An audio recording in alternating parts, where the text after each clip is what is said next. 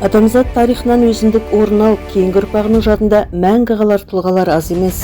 Олардың қайсар жүрегі, қайтпас қайрат жігер, адами парасаты, ұлттық сезімі өз кезеңінде де кейінде әдеби шығармаларда көрініс тауып, өлең жырдың, көркем шығарманың кейіпкерлеріне айналып жатады. Осындай тұлғалы тұлғаның бірі және бірегейі даңқты батыр Бауыржан Момышұлы. Бауыржан Момышұлын халық қаһарманы әрі аңызға айналған алып тұлға ретінде таниды. Орда-бұзар 30 жасында екінші дүниежүзілік соғысқа аттанып, алапат қырғын кезінде жеке басының қаһармандық ерлігімен және ұрыс жүргізудегі әскери тактика шеберлігімен ерекше көзге түседі. Бірнеше рет жау қоршауынан жауынгерлерін аман-есен алып шығады. Мәскеу түбіндегі шайқастағы ерлігі сол кездің өзінде одақ көлеміне аңыз боп жайылады.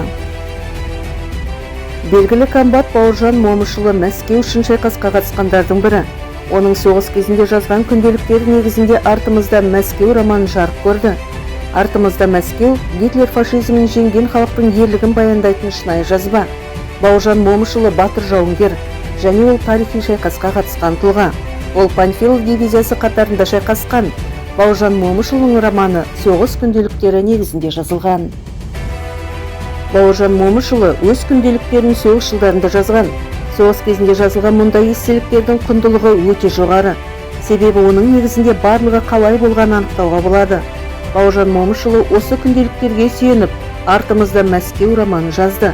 Шайқасқа тікелей қатысқан адамның қолынан шыққандықтан бұл кітаптың маңызы зор. Осыдан тура 84 жыл бұрын 1941 жылы кеңес және неміс әскерлерінің шайқасы өтті. 1941 жылдың 5 желтоқсанында Қызыл армия Мәскеу түбіндегі бүкіл майдан жүйе бойынша қарсы шабуылға шығып, бірқатар сәтті шабуыл операциясын жүргізді де, немістерді Мәскеуден 150-300 километр қашықтыққа дейін кері шегіндірді.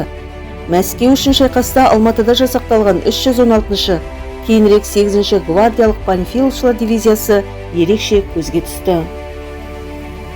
Мәскеуге кіреберісте гитлерлік танктерді тоқтатқан 28 Панфиловшының ерлігі ешқашан ұмытылмайды. Қазақстандық жауынгерлер басқа әскери құрылымдардың құрамында ерлікпен шайқасты. Мәскеу үшін шайқас екінші дүниежүзілік және Ұлы Отан соғысындағы ең шешуші кезеңнің бірі. Мәскеу түбіндегі шайқас кезінде кеңес сарбаздары өз жандарын құрбан етті, және бұл шайқас ерлік әрекеттеріне толы болды.